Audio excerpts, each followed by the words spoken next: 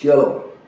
Hari ini saya akan membahas tema tentang berebut hormat dari manusia atau dari Tuhan.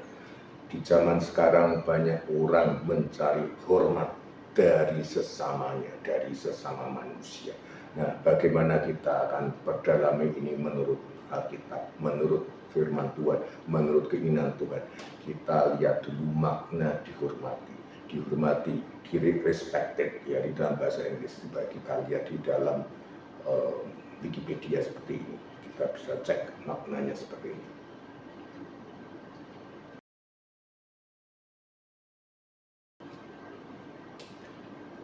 Manusia seringkali mencari hormat atau dihargai dari manusia yang lain, dari temannya, dari keluarganya, dari orang lain, dan juga siapapun yang dikenal, ditemui.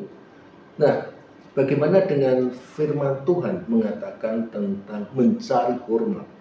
Mencari hormat dari sesama manusia. Kita coba cek di Yohanes 12 ayat 42 sampai 43. Jadi pada waktu itu, pada waktu zaman Yesus, itu sudah terjadi terkait dengan orang itu mau mencari hormat manusia dibandingkan hormat dari Tuhan. Bayangkan, padahal kalau kita mendapat hormat dari Tuhan, wow, luar biasa. Yang menghormati kita, yang menghargai kita, Tuhan, luar biasa. Tetapi kita lihat di Yohanes 12 ayat 42 sampai 43. Saya bacakan. Namun banyak juga di antara pemimpin yang percaya kepadanya. Tetapi oleh karena orang-orang Farisi, mereka tidak mengakunya berterus terang.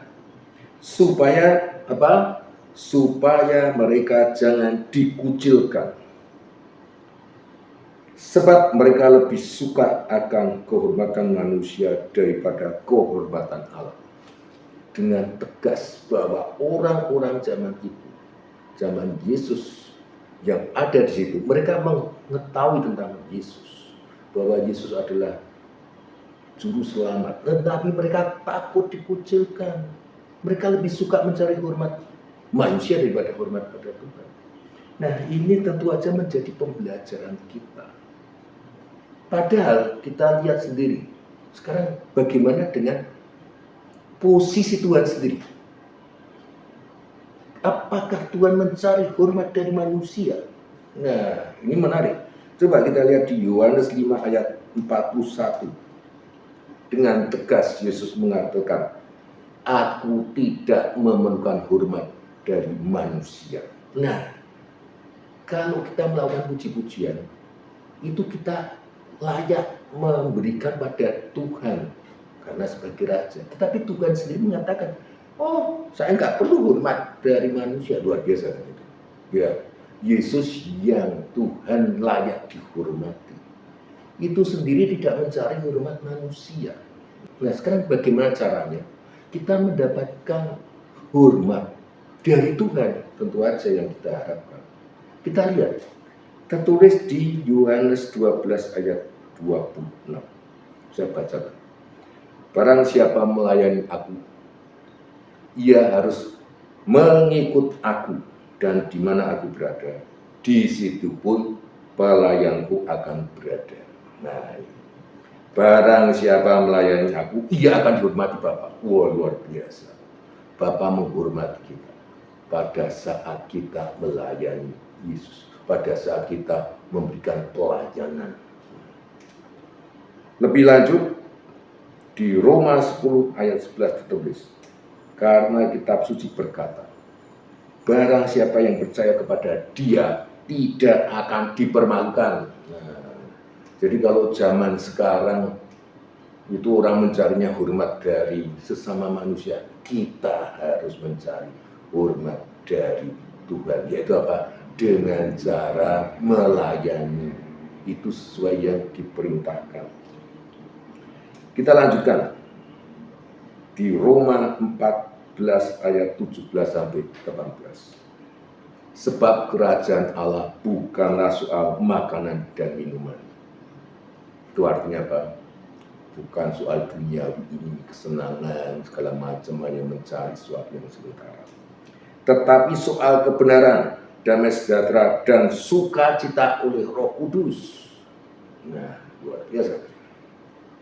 Karena barang siapa melayani Kristus dengan cara ini, yaitu dengan cara mencari soal kebenaran, damai sejahtera, dan sukacita oleh Roh Kudus, ia berkenan pada Allah dan dihormati oleh manusia. Berkenan pada Tuhan dan dihormati manusia. Ya, jadi ada 3 tadi. Soal kebenaran tentang penyelamatan oleh Yesus, penebusan dosa oleh Yesus, damai sejahtera, orang yang mencarinya damai, tidak berupaya sukanya menjelekkan orang lain, sukanya pengennya dirinya lebih tinggi, gitu kan. Tidak ada damai sejahtera dan sukacita oleh Roh Kudus. Ya, tiap hari diwarnai dengan hal-hal yang memikirkan perkara-perkara yang di atas. Lagi yang terkait dengan mencari hormat pada manusia, ini hati-hati. Tuhan sudah mengatakan sendiri di Matius 23 ayat 12. Orang yang mencari hormat biasanya apa? Berupaya meninggikan diri, ya kan? Ingin lebih. Disebutkan di situ. Dan barang siapa meninggikan diri, ia akan direndahkan. Dan barang siapa merendahkan diri, ia akan ditinggikan.